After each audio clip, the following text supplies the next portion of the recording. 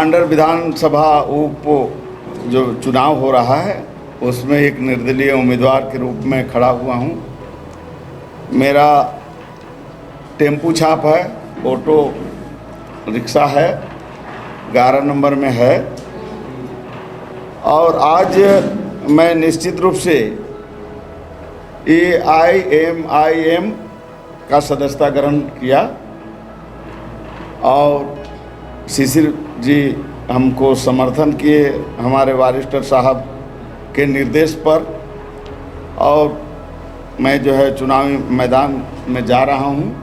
और हम खास रूप से राष्ट्रीय जो हमारे अध्यक्ष हैं वरिष्ठ साहब हैं उनको एक बार हमारे विधानसभा क्षेत्र में आमंत्रित करना चाह रहा हूं कि आप आएं और जो यहाँ हम लोग का जो जोला कोला भाई भाई का नारा है उसको आप जो है मजबूती दें, तो निश्चित है कि हम लोग ये सीट जो है हम लोग निकालेंगे, ऐसा हमारा मानना है। तो ये तमाम जो है खास रूप से ये प्रदेश अध्यक्ष साहब और पदाधिकारी लोग शिशिर जी को बहुत धन्यवाद देते हैं कि हम पर इन्होंने विश्वास व्यक्त किया है। तो निश्चित है कि हम ऑफिसर साहब का भाषण वगैरह डिबेट वगैरह हम लोग सुनते हैं तो निश्चित संविधान सम्मत बात करते हैं, वो सांप्रदायिकता के बात नहीं करते हैं। क्योंकि देश में निश्चित है कि हर जाति धर्म को संविधान के अनुसार उसको जीने का और धर्म मानने का अधिकार है।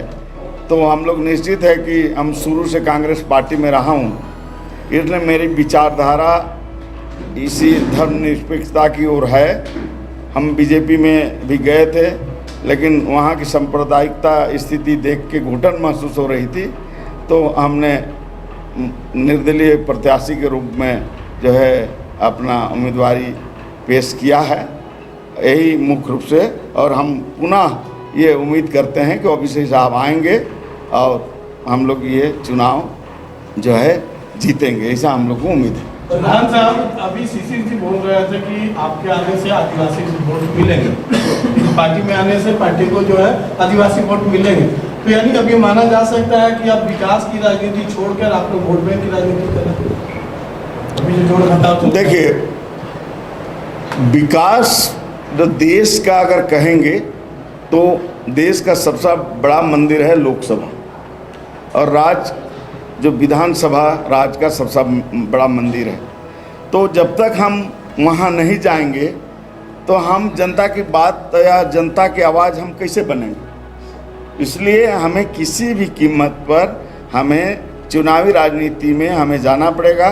और हमको निश्चित है कि उम्मीद है कि हमारा आदिवासी समाज, मुसलमान समाज, हिंदू समाज, ईसाई समाज, सारे समाज का जो हमें वोट प्राप्त होगा और हम जो है झारखंड विधानसभा पहुंचेंगे इनके उस कृपा से, और उनकी आवाज़ बनने का हम काम करेंगे। इसीलिए मैं ये जीत करके प्रधान साहब अगर फिर से बीजेपी ज्वाइन कर लीजिएगा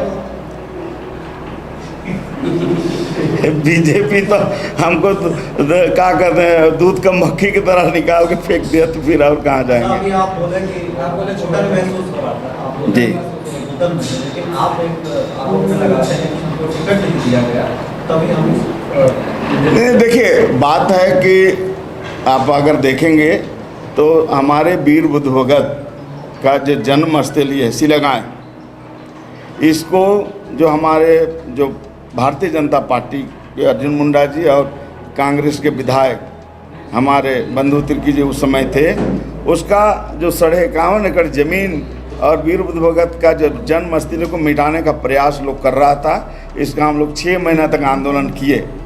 और निश्चित है कि हम अपने जो पूर्वजों का धरोहर को बचाने के लिए चाहे जहाँ तक जाना पड़े हम लोग जाएंगे। तो निश्चित है कि इस सब तमाम आधार बना के उन्होंने जो है टिकट काटा, और निश्चित है कि अच्छा किया।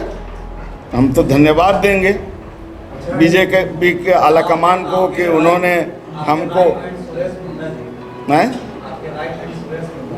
सुभाष मुंडा तो वो भी चुनाव लड़ रहे हैं और साथ में आप लोग एक साथ में काम किए हमेशा तो गड़बड़ा हो जाएगा। देखिए, हम लोग आंदोलन में बहुत सारे लोग थे, जो मार्शल बारला है वो भी खड़ा हुए हैं और सुभाष मुंडा भी।